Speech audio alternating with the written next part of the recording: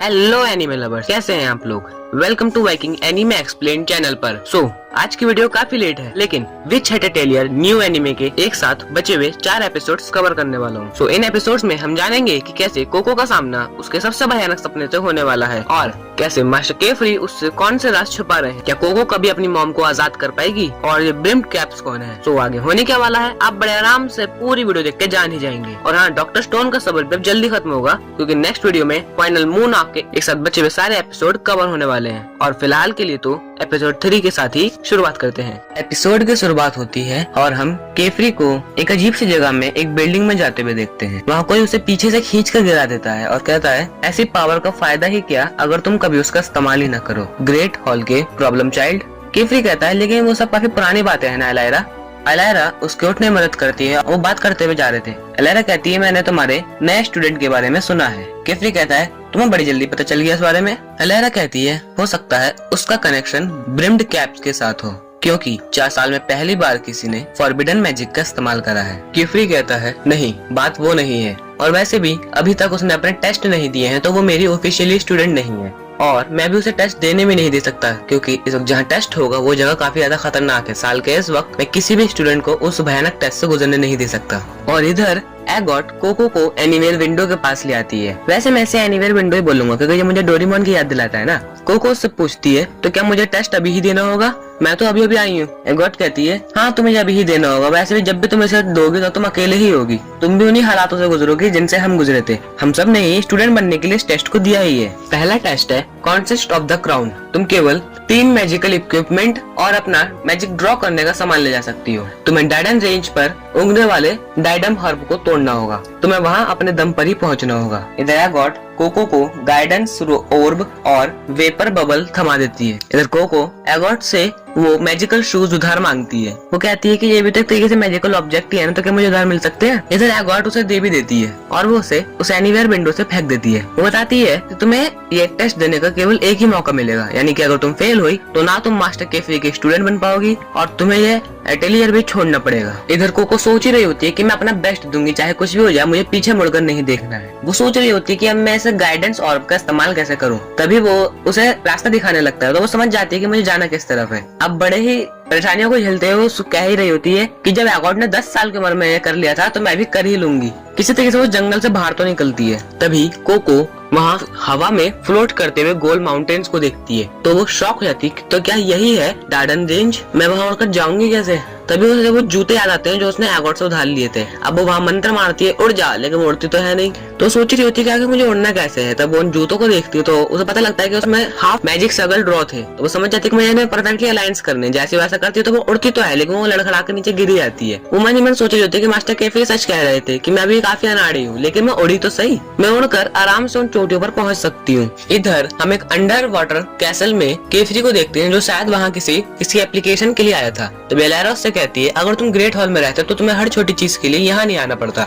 हम विचेस के लिए वहाँ सारी जरूरत की चीजें मिल ही जाती हैं। और वैसे भी तुम्हें अपने स्टूडेंट्स पर नजर रखनी चाहिए। उस उम्र के बच्चे बड़ों की गैर मौजूदगी में पता ना क्या कर बैठे। इधर हम कोको को देखते हैं, जो अब पहले से थोड़ा बेहतर उड़ पा रही थी। वो उसमें से एक फ्लोटिंग माउंटेन पर किसी तरीके से लटक जाती है, लेकिन तभी एक अजीब सा क्रिएचर उसके सामने आता है, जिसे देख के वो डर जाती है और उस एक वाइन को भी छोड़ देती है, जिस वजह से वो नीचे गिर जाती है। वो देखती है ये तो एक ब्रश बड़ी है। अब वो किसी तरीके से उस नदी से बाहर निकलती है और उन जूतों को साफ करने लगती है जो उसने एगॉट से लिए थे, जिस वजह से उसने वो कास्टिंग सील ही मिटा डाली थी। इधर को काफी डर जाती है, क्योंकि उसने ये शूज एगॉट से उधार लिए थे। अब वो सोचती थी मैं इन्हें फिर से ड्रॉ कर दूंगी, लेकिन वो देखती है कि उसकी कॉन्जरिंग इंक भी बैग में फैल चुकी थी। इधर टेटिया एगॉट से पूछती है कि आखिर कोको कहाँ है, डिनर टाइम हो चुका है। एगॉट बताती है कि वो यहाँ नहीं है, वो टेस्ट के लिए डायडन रेंज गई है। टेटे कहते तो तुमने उसे रोका क्यों नहीं? डायडन रेंज इस साल काफी ज्यादा ऊंचाई पर होती है, तुम जानती हो ना। टेटे कहते बेफिक्र रहो, वो जल्दी ही फेल हो जाएगी। मैजिक शूज से भी इतनी ऊंचाई तक नहीं जाया जा सकता, और वैसे भी जो कुछ कर नहीं सकते हैं उन्हें एक विच नहीं होना चाहिए। इधर टेटिया डिनर टाइम पे भी काफी उदास सी होती है। तभी रीचे उठती है और वो और खाना लेने चली जाती है। तो टेटिया कहती है कि सही फिक्र हो रही है। इधर कोको को देखते हैं, जो कि अब भी कोशिश कर रही होती है कि किसी तरीके से एक डायडन रेंज पे चढ़ जाए। तो वो सोचती है कि क्यों ना मैं स्पेल को अपने पैर पर ड्रॉ करूं, लेकिन उसे याद आता है कि बॉडी पर स्पेल ड्रॉ करना मना है। इधर वो उदास होकर सोच रही होती है कि शायद एगॉट ठीक ही कह रही थी। वो यहाँ बाकियों से खुद को अलग महसूस कर रही होती है। वो सोच रही होती है कि शायद मैं कभी स्पेल ड्रॉ कर ही नहीं पाऊंगी। वो लोग तो बचपन से ही स्पेल्स को ड्रॉ कर रहे हैं, शायद से मैजिक करने के लिए स्पेशली होना जरूरी है। क्या कुछ ऐसा नहीं है जो मैं कर सकती हूँ? तभी तभी उसे अपने टेलर वाली स्किल्स याद आती हैं, जिसकी मास्टर केफरी ने तारीफ भी की थी, जिसे वो बचपन से सीख रही थी। तो वो समझ जाती कि हाँ यही है मेरा मैजिक। वो जंगल से कुछ स्टोन्स कलेक्ट करके लाती है। वो एक स्टोन पर इंक वाला वो कपड़ा लपेट देती है और उसे पानी सोखने देती है। वो सोच रही होती है कि अगर मैं इसे थोड़ा पानी सोखने दूं तो कपड़े पर लगी इंक फैल जाएगी और मैं उसे ड्रॉ कर पाऊंगी। वो उस बोट पर एक सेल तैयार करती है और उस पर ड्रॉ करने लगती है। इस समय पूरी रात निकल जाती है। इधर वो ब्रश बड़ी भी शायद उसके साथ जाने के लिए तैयार होता है। जैसे कोको उस रिंग को कंप्लीट करती है, वो मैजिक कास्ट हो जाता है और काफी तेज विंड प्रेशर के साथ बोट चलने लगती है। लेकिन तभी वो सेल तो बोट से खड़ी जाता है, जिस वजह से वो कोको तो उस सेल को पकड़े हुए हवा में उड़ने लगती है। कोको किसी तरीके से खुद को संभालती है और उस सेल को बैलेंस करने की कोशिश करती है। तभी वो सोचती है कि मॉम की मदद करने की इच्छा नहीं, मुझे मैजिक सीखने पे मदद की। वो उस गाइडेंस ऑर्ब को देखती है जो डायडम हर्ब का लोकेशन बता रहा था। उसे वो डायडम हर्ब दिख जाते हैं। वो उन्हें तोड़ने की कोशिश भी करती है, लेकिन वो ऐसा कर नहीं पा रही थी। बहुत मशक्कत के बाद वो उन्हें तोड़ लेती है। इधर मास्टर केफरी वापस आ चुके थे और वो टेटिया से कहते हैं कि आप कोको उस टेस्ट को देने के लिए अभी चली गई। डायडम रेंज इस वक्त बहुत ही खतरनाक जगह है, मुझे उसकी मदद करने जाना ही चाहिए। अब जैसे ही केफरी एनीवेयर विंडो की रिंग्स को अरेंज करता है तो कोको वहाँ सामने ही खड़ी भी होती है। इधर टेटिया काफी खुश रहती है कि मुझे काफी खुशी है कोको कि तुम ठीक हो। कोको एगॉट को वो डायडम हर्ब थमा देती है। वो कहती है देखो मैं से ले आई, लेकिन एगॉट डायडम हर्ब को लिए भी नहीं चली जाती है। इधर केफरी कोको से कहता है कोको तुम्हें डायडम रेंज जैसी खतरनाक जगह पर अभी नहीं जाना चाहिए था, तुम वहाँ आसानी से मारी जा सकती थी। खुद को साबित करने के चक्कर में अभी इतने खतरे मत मोलो, क्योंकि अभी तुम्हें ज्यादा मैजिक के बारे में नहीं पता है और वैसे भी तुम ऑलरेडी मेरी न्यू स्टूडेंट बन चुकी हो। केफरी कोको को उसकी न्यू विच वाली यूनिफॉर्म देते हुए कहता है और इसी ब्यूटीफुल मोमेंट के साथ एपिसोड 3 की एंडिंग होती है और एपिसोड 4 की अब स्टार्टिंग होती है। इधर केफरी बता रहा होता है वैसे तो मैजिक कई तरह के होते हैं, लेकिन 4 सबसे खास होते हैं, सेजिल ऑफ वाटर और sigil of earth, sigil of levitation और sigil of flame, which is आमतौर पे सबसे ज्यादा इन्हीं मैजिक्स को महत्वपूर्ण मानते हैं। तो चलो अब इन्हें ट्राई करते हैं। इधर कोको बड़ी मशक्कत से एक मैजिक ड्रॉ करती है, जिससे वहाँ पे आग लग जाती है और उस आग को बुझाने में टेटिया कोको की मदद करती है। इधर केफरी बताता है तो क्या तुमने सेजिल ऑफ फ्लेम का इस्तेमाल किया था? फ्लेम मैजिक को बिना किसी ऑब्जेक्ट के इस्तेमाल नहीं करना चाहिए, वो खतरनाक हो सकता है। इधर कोको कहती है कि मैं तो सेजिल ऑफ लेविटेशन की प्रैक्टिस कर रही थी। कोको बताती है मैंने एगॉट से जो शूज लिए थे वो मैंने खराब कर दिए, मैं उन्हें ठीक करना चाहती हूँ, इसलिए मैं लेविटेशन में मास्टरी हासिल करना चाह रही थी, लेकिन मुझसे सर्कल परफेक्टली ड्रॉ नहीं हो रहे। केफरी बताता है शायद से तुम्हारा पेन तुम्हारे लिए परफेक्ट नहीं है, तो क्यों ना हम तुम्हारे लिए नए पेन्स की शॉपिंग करने चले। टेटिया कहती है कोको इसका मतलब हम जाने वाले हैं मैजिक स्टेशनर, और ये सुन के कोको फिर अजीब हरकतें करने लगती है। इधर वो उस टाउन की तरफ जाते हैं। केफरी बताता है हमारे घर के सबसे नजदीक यही टाउन है, इसे कर्लन कहते हैं। कोको यहाँ इतने सारे विचेस को देखकर काफी एक्साइटेड होती है। केफरी उसे उस टाउन के बारे में काफी सारी बातें बताने लगता है, लेकिन उसको सब पे ध्यान ही नहीं होता है। इधर एगॉट भी कहती है मुझे कोको के टूर गाइड बनने में कुछ खास दिलचस्पी नहीं है, तो मैं अपनी शॉपिंग खुद ही करूंगी। केफरी कहता है तो हम स्टेशनरी पे मिलेंगे। इधर वो कोको से पूछता है तो एगॉट और तुम्हारा चल क्या रहा है? कोको कहती है मैं श्योर नहीं हूँ, लेकिन मैं चाहती हूँ कि हम थोड़े से क्लोज हो जाएं। इधर वो मार्केट में घूम ही रहे होते हैं। कोको भी हमें काफी खुश लग रही होती है, तभी वो कुछ देखती है, लेकिन इधर यहाँ पे कोको को टेटिया बुला लेती है तो वो वहाँ से चली जाती है। केफरी कहता है लो हम मैजिक स्टेशनर्स पहुँच गए, द स्टडी सॉर्ट्स। कोको जैसे दरवाजा खोलती है वो उस शॉप के ठीक बीच में ही एक पेड़ देखती है, जिसे देखो थोड़ा हैरान भी होती है। तभी एक आदमी आता है, वो कहता है मैंने किसी भी स्टूडेंट को आज तक सिल्वर वुड ट्री को देख के ऐसे हैरान होते हुए देखा, क्या तुम्हें बेसिक भी नहीं पता? केफरी कहता है ऐसा मत बोलिए, कोको अभी सीख ही रही है, वो नई स्टूडेंट है ना। वो कहता है अच्छा तो तुम्हारा नाम कोको है तो तुम वही फेमस हो, माफ करना मैंने तुम्हें पहचाना नहीं। टेटिया कहती है ये है मिस्टर नोलोना, स्टडी सॉर्ट्स के ओनर। वो बताते हैं कि यहाँ जितनी भी चीजें तुम्हें देख रहे हो, सारे पेन्स, सारे इंक्स, ये सारी चीजें मैंने और मेरे पोते तरहत ने बनाई है। हर एक चीज मैं तुम्हारे कंसंट्रेशन के हिसाब से इंक को एक्सट्रैक्ट कर सकता हूँ। चलो मैं तुम्हें बताता हूँ कैसे। इधर कोको पे जाते हुए एक लड़के को भी देखते हो पेन को तराश रहा होता है। इधर मिस्टर नोलूना कोको को बताते हैं जब सिल्वर वुड ट्री हेल्दी होता है तब जब व्हाइट और सिल्वर रंग में होता है, लेकिन जब ये डेड हो जाते हैं तब ये ब्लैक पड़ जाते हैं, तब ये बहुत ही टॉक्सिक होते हैं पेड़ के लिए भी और इंसानों के लिए भी। लेकिन इन्हें पानी में घोल दो और उसमें से पानी को अलग कर दो तो हमें मिलती है कॉन्जरिंग इंक, जो कि मैजिक का एक तरीके से नींव है। केफरी बताता है और इसीलिए सिल्वर वुड ट्री विच के लिए सबसे ज्यादा इम्पोर्टेंट चीज होती है। मिस्टर नोलोना कहते हैं इसके पीछे की कहानी ये है कि बहुत वक्त पहले एक सिल्वर वुड ट्री को एक विच से प्यार हो गया था। उसने अपना ब्लड इंक बनाने के लिए दे दिया और अपनी ब्रांचेस वॉन्ड बनाने के लिए। वो कहती है वॉन्ड, तभी वो कहते हैं अच्छा समझा, तो तुम यहाँ पे वॉन्ड्स खरीदने आई थी। वो उस एक्सट्रैक्ट करी हुई इंक को इंक पॉट में भर के कोको को दे देते हैं और कहते हैं मुझे उम्मीद है तुम्हें अच्छी बॉन्ड मिल जाएगी, इस इंक से उसे ट्राई जरूर करना। इधर टेटिया कोको से पूछती तो तुम्हें किस तरीके की बॉन्ड पसंद है। कोको कुछ इससे पहले ही उसे अपना अतीत दिख जाता है। उसे वो मास्क पहना हुआ वही विच दिखता है जिसने उसे मैजिक पिक्चर बुक बेची थी। इधर कोको शॉप से निकल के जल्दी से उस विच का पीछा करने लगती है। टेटिया और रिचे सोच रहे होते हैं यहाँ चल क्या रहा है। वो सोच रहे होते हैं कि हम उसे अकेला भी नहीं छोड़ सकते, वो यहाँ खो जाएगी, तो इसलिए वो भी उसका पीछा करने लगते हैं। बीच में ही कोको एगॉट से टकरा जाती है, लेकिन वो रुकती नहीं, वो उसका पीछा कर रही होती है। इधर एगॉट टेटिया से पूछा कि चल क्या रहा है और टेटिया एगॉट को भी यहाँ से खींच के ले जाती है। इधर वो लोग एक गली में आकर एकदम से गायब हो जाते हैं और इधर वो ब्रश बड़ी पीछे ही रह जाता है। इधर एगॉट अब कोको से पूछता है कि चल क्या रहा है यहाँ पर। कोको बताती है मुझे वही बेच दिखाता जिसने मुझे वो मैजिक बुक बेची थी। इधर एगॉट कहती है तुमने हमें बेकार में दौड़ाया, यहाँ पे कुछ नहीं है। तभी रिचे कहती है लेकिन ये जगह कितनी अलग है ना, मतलब एक कालन टाउन तो नहीं है। एगॉट कहती है हाँ ये जगह बिल्कुल व्हाइट है, तो इसका मतलब कालन तो बिल्कुल नहीं हो सकता, तो क्या हम टेलीपोर्ट हुए हैं। टेटिया कहती है लेकिन हम बिना एनीवेयर विंडो के तो टेलीपोर्ट हो ही नहीं सकते है ना। एगॉट कहती है टेटिया पॉइंट तो पकड़ लेती है। रिचे कहती है तो इसका मतलब यही है कि ये फॉरबिडन मैजिक है। वो अपनी बात पूरी करती है इससे पहले ही टेटिया काफी जोर से चीखती है और वो कहती है मैं ऐसे जल्दी निकल रहा हूँ, मुझे फॉरबिडन मैजिक से बहुत डर लगता है। इधर एगॉट उसे शांत करने की भी कोशिश करती है, लेकिन तभी हमें वो विच दिखता है, वही मास्क पहना हुआ विच। वो कहता है मुझे बाकियों से कोई काम नहीं है, लेकिन तभी वहाँ पर एक बड़ा सारा ड्रैगन आ जाता है। वो विच कहता है कोको तुम्हारा मैजिक वर्ल्ड में स्वागत है, तुम हमारी आखिरी उम्मीद हो। इधर केफी मिस्टर नोलोना से पूछता है कि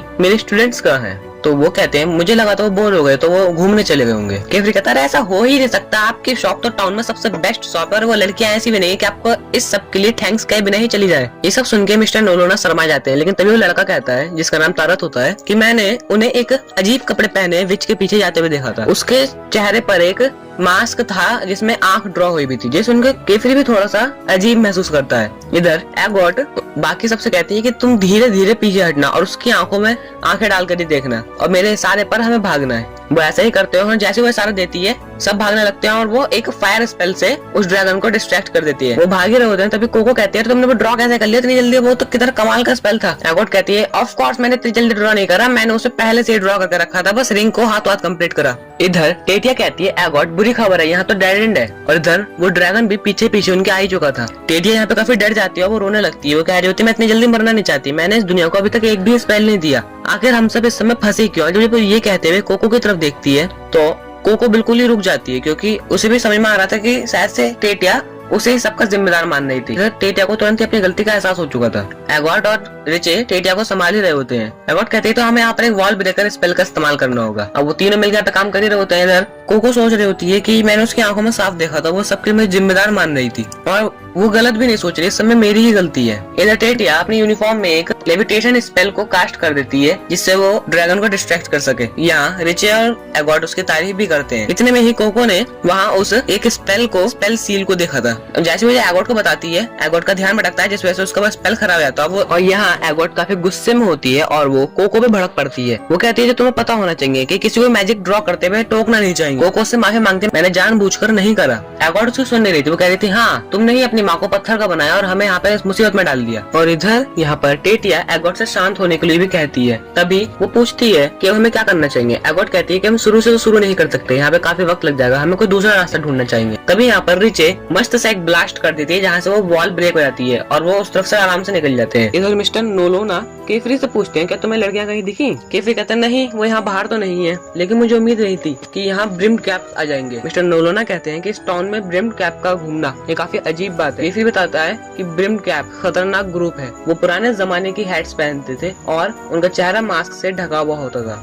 केफरी तारक से पूछता है कि क्या तुम्हें कुछ और याद है, तुम मुझे बता सकते हो कि वो लोग किस तरह गए थे। वो कहता है मुझे ज्यादा कुछ याद नहीं है, मैंने जितना याद था मैं बता दिया। लेकिन तभी वहाँ पर वो ब्रश बड़ी आ जाता है जो कोको का पेट जो होता है। तो केफरी उससे पूछता है क्या तुम्हें पता है वो लड़कियां कहाँ हैं। वो ब्रश बड़ी उसे इशारा करते हुए ले जाता है अपने पीछे। इधर केफरी उसका पीछा कर ही रहा होता है, वो जल्दी ही अंधेरा होने वाला है, प्लीज तुम सब सेफ रहना। और इसी डरावने सस्पेंस के साथ एपिसोड 4 की एंडिंग होती है और एपिसोड 5 की स्टार्टिंग होगी। अरे यहाँ पर किसी तरीके से ड्रैगन से बच जाते हैं और छुप जाते हैं। इधर कोको टेटिया से बात करने की कोशिश करती है और उसे उसकी हैट और अपनी यूनिफॉर्म पहना देती है। कोको कहती है कि मुझे काफी हिम्मत मिलती है जब मैं इस यूनिफॉर्म को पहनती हूँ। तो अब इतना सब सुन के टेटिया यहाँ पे अपना स्पेल कास्ट करती है, जिससे वहाँ पे गर्मा गर्म क्लाउड तैयार है। टेटिया कोको से उस वक्त उसे ब्लेम करने के लिए माफी भी मांगती है। अब लेकिन यहाँ पे कोको फिर से अजीब अजीब हरकत करने लग जाती है, वो शर्माने लग जाती है। तभी टेटिया बताती है कि मेरा हमेशा सपना था कि मैं क्लाउड्स पर सोऊं, इसलिए मैंने इस स्पेल को क्रिएट करा। जानती हूँ सबसे ज्यादा यूजफुल स्पेल नहीं होगा, लेकिन सपना है तो है। इधर एगोट और रीचे की भी एंट्री होती है। तो एगोट कहती है कि तुम्हें ऐसे किसी ऐसे मटेरियल से बनाना होगा जिसपे तुम बैठ सको, यानी कि कॉटन। वैसे हमें यहाँ से निकलने के बारे में सोचना चाहिए। तो कोको यहाँ पे कहती है कि शायद से मैंने कास्टिंग सील को देखा था। तो एगोट कहती है कि हाँ तुम सही तो कह रही है तो कास्टिंग सील ही, लेकिन वहाँ तक पहुंचेंगे कैसे? अगर हमने उसे इरेज कर दिया तो शायद हम यहाँ से निकल पाए, लेकिन दिक्कत की बात तो वो ड्रैगन। मैं सोचती हूँ उस पर फायर स्पेल का इस्तेमाल करना सही रहेगा। कोको यहाँ पर डरते हुए कहती है कि शायद से फायर स्पेल सही नहीं रहेगा, क्योंकि जब तुमने पिछली बार इस्तेमाल करा था तो उससे ज्यादा चोट नहीं आई थी। अभी एगोट कहती है अच्छा तो फिर तुम अपना प्लान बताओ। कोको कहती है हम उसे हराएंगे ही नहीं। यहाँ पे एगोट जो सुन के भड़क जाती है, वो उसे शांत करते हुए कहती है तुमने और टेटिया ने मुझे जो आइडिया दिया है वो अपनी अनोखी ड्राइंग स्किल से एक मस्त सा रोड मैप बना कर देती है, जिसे देख के टेटिया काफी खुश हो जाती है। वो कहती है कि हम बनाएंगे एक नरम गरम क्लाउड बेड। एगोट कहती है अच्छा तो ये है तुम्हारा प्लान? मुझे नहीं लगता ये प्लान काम करेगा। लेकिन इधर रीचे कहती है कि हाँ ये प्लान काम करेगा, क्योंकि एक नरम बेड के आगे सब मजबूर होते हैं। अब यहाँ पे एगोट फंस जाती है तो वो सोचने में मजबूर हो जाती है। ह्यूमंस को सॉफ्ट बेड पसंद है, लेकिन क्या ड्रैगन पे भी काम करेगा? तो कोको कहती है कि जब हम उससे भाग रहे थे तब ड्रैगन बहुत ही जोर से एक पिलर से टकरा गया था, उसे बहुत दर्द हो रहा, इसलिए हम उसके लिए क्लाउड बेड बनाएंगे तो शायद से वो सोने की ही सोचेगा, इससे किसी को भी चोट नहीं पहुंचेगी। और वैसे ही मास्टर केफरी कहते हैं जो फॉरबिडन स्पेल नहीं होते हैं वो खुशियां लाते हैं। इधर रिच और टेटिया भी एगोट से मदद करने के लिए कहते हैं, तो एगोट को भी ना चाहते हुए उनकी बात को मानना ही पड़ता है। सोच ही रहे होते हैं कि क्लाउड बनाए किससे, क्योंकि जो नॉर्मल क्लाउड होंगे ड्रैगन का वजन नहीं झेल पाएंगे।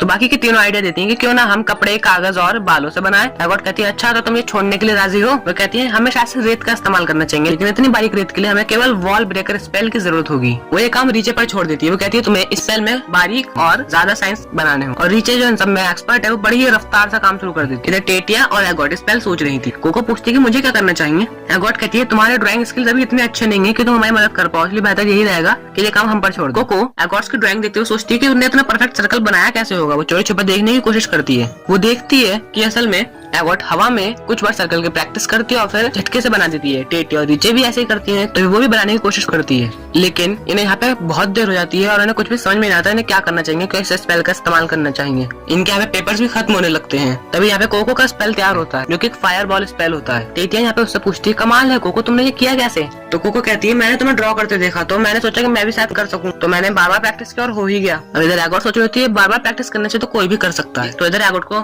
समझ में आता है कि अब हमें करना क्या है, हमें रेपिटेशन स्पेल की जरूरत है। इधर रेडी होते हैं और ये बढ़ जाते हैं। ये अलग अलग पॉइंट्स पे स्पेल ड्रॉ करते हैं और ठीक इशारे पर ही उस रिंग को क्लोज करके उस पूरे स्पेल को कंप्लीट करते हैं, जिससे यहाँ पर एक बड़ा सा क्लाउड बनना शुरू हो जाता है। हम देखते हैं कि एगोट ने बताया होता है हम रेपिटेशन स्पेल का इस्तेमाल कर सकते हैं। अगर हम क्लाउड के आसपास रेपिटेशन स्पेल को कवर कर दें तो क्लाउड बिगड़ेगा नहीं और रेपिटेशन स्पेल उसे उसके ओरिजिनल फॉर्म में बार बार लाता रहेगा। इससे ड्रैगन के बदन से अगर वो क्लाउड दबने भी लगा तो भी ये रेपिटेशन स्पेल से वापस से अपनी ओरिजिनल फॉर्म में आ जाएगा। और हमें यहाँ पे टाइमिंग और सही साइज और शेप का ध्यान रखना होगा। तो मेरे ख्याल से 5 स्पेल काफी होंगे। इनका प्लान कामयाब हो जाता है और यहाँ पे एक बड़ा सा क्लाउड बेड बन भी जाता है और ड्रैगन उस पर आराम से फैल जाता है। इधर यहाँ पे कोको और टेटिया काफी खुश होते हैं और उस बेड को एक अनोखा नाम दे देते हैं, द ड्रैगन डिसेबलर कुशन। और एगोट को इससे कोई फर्क नहीं पड़ रहा था। इधर एगोट कहती है चलो जल्दी चलो, हमारे पास बर्बाद करने के लिए बिल्कुल भी वक्त नहीं है। और इधर टेटिया उस ड्रैगन को देख के काफी खुश हो रही होती है कि चलो किसी को तो मेरे स्पेल से खुशी मिली। इधर ये उस टावर के पास आते हैं जिसपे स्पेल कास्टिंग सील होती है और वो सोच रहे होते हैं कि अगर हम इस सील को मिटा दे तो शायद हम यहाँ से निकल पाए। हम केफरी को देखते हैं जिसे वो ब्रश बड़ी उस गली में ले आता है जहाँ पे से ये लोग गायब हुए थे। तो वहाँ पर उस सील को देख लेता है। जैसे वो सील को देखता है वो तुरंत ही वहाँ पे मैजिक एक्टिवेट हो जाता है और जिस वजह से केफरी खुद को तारतो किसी तरीके से बचाता है। ये फॉरबिडन मैजिक में भी इन चारों को काफी मुश्किल हो रही थी। एगोट कहती है तुम कम से कम सील को मिटाने से पहले थोड़ा सोचती तो सही। यहाँ पे वो ड्रैगन भी फिर से भड़क जाता है और इन पे हमला करने लगता है, लेकिन यहाँ एगोट गिर जाती है। वो सोच रही थी मेरे पास स्लिंग शूज भी नहीं है, मैं बच नहीं पाऊंगी, लेकिन इतने में ही मास्टर केफरी आते हैं और एगोट को बचा ही लेते हैं। वो एक वहाँ पे पावरफुल से स्पेल ड्रॉ करते हैं और उस ड्रैगन को पल भर में हरा देते हैं। यहाँ टेटिया और रीचे भी आती है, काफी डरी हुई थी और रो रही होती है। तो तभी वो उनसे कहते हैं तो अच्छा हुआ तुम सब सेफ हो, लेकिन कोको कहाँ है? इधर यहाँ कोको बेहोश होती है और वो ब्रिम्ड कैप विच जो होता है वो उससे कह रहा होता है कि मैंने तुम्हारा काफी वक्त से इंतजार किया है। एक वक्त आएगा जब मैं तुम्हें वो सारी बातें सिखाऊंगा जो तुम्हें केफरी कभी भी नहीं सिखा सकता और मुझे उस दिन का हमेशा इंतजार रहेगा। इधर कोको की आंख खुलती है और वो अपने चारों तरफ सब लोगों को ठीक देख के थोड़ा सा रिलैक्स होती है। केफरी बताते हैं तो हमें सीढ़ियों पर बेहोश मिली थी। यहाँ वो उन सबसे माफी मांग रही होती है कि मैंने तुम सबको भी इसमें फंसा दिया, लेकिन तभी मास्टर केफरी उसे दिलासा देते हुए कहते हैं कि सिर्फ मैजिक ड्रॉ करना ही सबसे ताकतवर की होने की पहचान नहीं है, बल्कि मैजिक के लिए आइडिया मिलना भी उतना ही जरूरी होता है। तो चलो इस पे काम करते हैं और आगे बढ़ते हैं। इधर मिस्टर नोनोआ भी आते हैं। केफरी कहता है मुझे आपकी मदद की जरूरत है। यहाँ एक फॉरबिडन सील है, मैं चाहता हूँ आप इसे जांचिए कि इसमें किस तरह के इंक का इस्तेमाल हुआ है और इसके बारे में नाइट मोरालेस को कोई खबर मत करना। वो कहते हैं लेकिन हमें किसी भी फॉरबिडन स्पेल की रिपोर्ट करनी होती है ना। यहाँ केफ्री उन्हें एक तरीके से धमकी देते हुए कहता है कि खबर नहीं करनी है तो मतलब नहीं करनी। तो अब इसी अजीब से सस्पेंस के साथ ये एपिसोड की एंडिंग होती है और एपिसोड 6 की शुरुआत होती है। तो इधर हम एगॉट को देखते हैं जो एक माउंटेन की चोटी पर लाइट मैजिक ड्रॉ करने की कोशिश करती है, लेकिन उसे वह पूरी तरीके से परफेक्ट लग नहीं रहा था। तो हम इधर कोको को भी देखते हैं जो यहाँ पे मैजिक ड्रॉ करने की कोशिश कर रही थी, लेकिन उसे बड़ी नींद आ रही थी। तो ये कल करेंगे और वो सो जाती है। लेकिन तब यहाँ पे मास्टर केफरी आते हैं और वो झटके से उठती है, कहते हैं कि मैं सो नहीं रही थी, इसमें थोड़ी सी थक गई थी। वो कहती है कि इस तरह से मैं कभी भी टावर ऑफ थॉम्स के टेस्ट को क्लियर नहीं कर पाऊंगी और न ही उस बुक को ढूंढ पाऊंगी। लेकिन तभी वो कहती है कि नहीं मैं कर सकती हूँ क्योंकि मुझे मैजिक पसंद है। तो ये मास्टर केफरी कहते हैं चलो तुम ये सब छोड़ो और मेरे साथ आओ। वो उसे किचन में लाते हैं और वो कहते हैं कि मुझे इनमें से एक पॉट को खाली करना है, तो क्या इसे खाना चाहोगी? वो स्टू को टेस्ट कर जो कि काफी अच्छा होता है। वो बताते हैं कि ये स्टू 2 साल पुराना है। वो कहते हैं कि कुक पॉट असल में किसी भी खाने को उसकी ओरिजिनल वक्त पे लाता रहता है, जिस वजह से वो खराब नहीं होता, बस हमें रेगुलर उसे ड्रॉ करना होता है। ऐसा ना करे तो स्पेल का असर खत्म होने लगता है। तभी मास्टर केफरी कोको को कुछ कारा पेस्टियम देते हुए कहते हैं कि चलो क्यों ना तुम मेरे लिए बेक कर दो, वैसे भी अब तुम्हें फायरबॉल स्पेल तो आता ही है। कोको एक फायरबॉल स्पेल ड्रॉ करती है लेकिन वो पूरी तरीके से नाकाम हो जाती है। मास्टर केफरी बताते हैं कि तुमने लेविटेशन की लाइन बहुत ही छोटी करी थी। वो कुछ बार और ट्राई करती है और फाइनली वो कर ही लेती है। तो ये मास्टर केफरी कहते हैं कि सबसे पहले मैंने वाटर स्पेल को ही मास्टर किया था क्योंकि मुझे पानी भीगना पसंद नहीं था। बार बार प्रैक्टिस करने से तुम एक न एक दिन अपने मैजिक पे काबू कर ही लोगी और इससे टेस्टी खाना ही मिल जाया करेगा। और तभी यहाँ पे टेटिया और रिची भी आ जाती हैं जो कहती है कि लगता है कुछ टेस्टी बन रहा है, क्या हम आपकी मदद करें? और ये सब यहाँ पे मिलकर खाना तैयार करते हैं और कोको आइडिया देती है कि क्यों ना हम बाहर चलकर ही खाएं। तो ये मास्टर केफरी भी कहते हैं कि पिकनिक का आइडिया तो मस्त है। कोको एगॉट से भी पूछती है लेकिन वो मना कर देती है। वो कहती है वैसे भी बाहर बारिश हो रही है, मैं घर पे रहना पसंद करूंगी। अब बारिश को देख के तो वो ऐसे जाती है जैसे उनके मुंह को तो आया लेकिन पेट को लगाया। तो मास्टर केफरी कहते हैं कि क्या हुआ, चलना नहीं है, भूल गए क्या हम बेचे? अब ये लोग एक सही जगह पे बैठ कर अपना खाना पीना करते हैं और तभी यहाँ पे आसमान भी साफ होने लगता है। कोको एगॉट को बुलाने भी आती है, लेकिन उतने में ही जब वो घर आती तो वो देखती है कि एक अजीब सा आदमी यहाँ पे सामने खड़ा होता है, पूछ रहा था कि तुम कौन हो। इधर मास्टर केफरी भी आ जाते हैं क्योंकि बारिश तेज हो गई थी। तो कोको बड़ी हिम्मत से कहती है कि मास्टर केफरी की स्टूडेंट हूँ। केफरी बताता है कि असल में ये फॉरबिडन मैजिक के शिकार है। अब ये सुनते ही वो बंदा कोको को नाइट मोरालिस के हवाले करने जा रहा होता है। केफरी उसे रोकते हुए कहता है मैं तुम्हें सब समझा दूंगा, हम बात करते हैं। केफरी कोको को बताता है कि इसका नाम ओलरोगियो है और हमारे जैसे छोटे टेलियर्स में एक विच वॉचफुल आई होता है जो हमारी गलतियों पर नजर रखता है। तो केफरी कहता है अगर मैंने इसकी याददाश्त उस दिन मिटा दी होती तो हम फॉरबिडन मैजिक बुक के पास पहुंचने का एकमात्र रास्ता भी खो देते। तो ओलरोगियो कहता है फॉरबिडन मैजिक में तुम्हें हाथ डालने की कोई जरूरत नहीं है, ये काम नाइट मोरालिस पर छोड़ दो। तो केफरी कोको को बताता है नाइट मोरालिस असल में वो विच होते हैं जो मैजिक की रखवाली करते हैं और जो लोग फॉरबिडन मैजिक में हाथ डालते हैं या मैजिक का सीक्रेट जानने के बहुत ही करीब होते हैं उनकी यादें मिटा देते हैं। कोको तुम एक अच्छी लड़की हो, अगर वो तुम्हारी यादें मिटाएंगे तो उन्हें मेरी भी यादें मिटानी होंगी। केसरी का ऐसा एटीट्यूड देख के ओलरोगियो भी कह देता है ठीक है तुम्हें जो करना है करो, लेकिन अगर कुछ भी गड़बड़ हुई तो मैं रिपोर्ट कर दूंगा। इधर केफरी कोको से कहता है तुम फिक्र मत करो, तुम अपनी मेहनत से मेरी स्टूडेंट बनी हो। तो इधर कोको ब्रश बडी को सुखाने के लिए उसे ढूंढ रही होती है और वो मास्टर ओलरोगियो के कमरे में पहुंच जाती है। जहाँ वो डरते डरते ब्रश बडी को ढूंढ रही होती है तभी मास्टर ओलरोगियो गर्मा गर्म ब्रश बडी उसकी तरफ फेंकते हैं और वो कहते हैं क्या तुमने अंदर ना आने की चेतावनी पड़ी नहीं थी? और वो अपनी रिंग्स को कनेक्ट करते हैं जिस वजह से वो एक मैजिक कास्ट होता है और यहाँ पे वो कोको को भी अच्छे से सुखा देते हैं। मतलब यार ये वाला मैजिक तो बढ़िया है, अगर मैं भी इस वर्ल्ड में होता तो मैं भी यही सीखना पसंद करता। तो वो कहते हैं तुम सूख गई हो ना तो अब चलो यहाँ से चलती बनो और किसी भी चीज को हाथ मत लगाना। लेकिन कोको को यहाँ पे बचपन की यादें मिल जाती है। कोको को वही चमकते हुए पत्थर दिखते हैं जिससे उसे मैजिक से प्यार हो गया था। वो बताती है यही वो पहला स्पेल था जिससे मुझे ऐसा लगा कि मेरे अंदर मैजिक है। तो वो बताते हैं कि असल में ये ग्लोइंग स्टोन पाथ होता है, हम 2 स्टोन्स को एक के ऊपर एक रखते हैं और दबाव पड़ने पे सिजल और रिंग कनेक्ट होती है जिस वजह से चमकने लगते हैं। ये सबसे आसान है, लेकिन कोको बताती है कि ये मेरे लिए सबसे खास मैजिक है और इस सब के लिए वो मास्टर ओलरोगियो को थैंक्स भी कहती है। तो इधर मास्टर ओलरोगियो इन दोनों को बाहर फेंकते हुए कहते हैं चलो अब दफा हो जाओ यहाँ से। इधर ओलरोगियो सोच ही रहे होते हैं कि वो उसके मैजिक के लिए हम प्यार को हमेशा के लिए मिटा देंगे। उधर अगले दिन भी बारिश तेज ही हो रही होती है और एक हमारे देश में बारिश ही नहीं हो रही होती है और इधर एगॉट का अपने काम में बिल्कुल भी फोकस नहीं हो पा रहा था, लेकिन वो किसी तरीके से एक लाइट मैजिक को फिर से ड्रॉ करती है, लेकिन इस बार भी वो उसे पूरी तरीके से स्टेबल लग नहीं रहा था। तभी बाहर से शोर शराबा होने लगता है तो हम देखते हैं कि यहाँ पर असल में कोई एक अनजान पर्सन केफरी से मदद मांग रहा होता है। वो टेटिया बताती है कि ब्रिज टूटने की वजह से एक कैरेज नदी में फंस चुकी है। वो आदमी भी कह रहा होता है कि कैरेज में मेरा बेटा भी, प्लीज मदद कीजिए। तो इधर एगॉट भी कहती है कि मास्टर केफरी मुझे अपने साथ ले जाइए, मैं आपके काम आऊंगी। आज की वीडियो यही एंड होती है। आपको आज की वीडियो कैसी लगी नीचे कमेंट का डब्बा खुला है, आराम से बताइए और कहीं पे कमी हो तो वो भी बताइएगा। कोशिश करूंगा नेक्स्ट वीडियो में उसे ठीक कर सकूं। और अब विच है टेलियर की सीरीज कंटिन्यू सीधी चलती रहेगी, कोई पेंडिंग एपिसोड्स नहीं और कोई भी एक्स्ट्रा एपिसोड्स भी नहीं आने वाले। अब एक एक एपिसोड्स आते रहेंगे, आप देखते रहिए। और अगर कोई और एनीमे आप रिकमेंड करना चाहे तो बता दीजिएगा, क्या पता न्यू एनीमे आपकी ही वाली हो। और अगर आपको ये म्यूजिक पसंद आया तो डिस्क्रिप्शन में लिंक है, बेझिझक यूज कीजिए। इसी एनीमे के लिए क्रिएट किया गया है, 100% कॉपीराइट फ्री। बस आप इतना कर दीजिएगा, डिस्क्रिप्शन में वाइकिंग एनीमे एक्सप्लेन चैनल को मेंशन कर दीजिए। तो तब तक के लिए मिलेंगे किसी और दिन किसी और एनीमे के साथ, तब तक के लिए सायोनारा।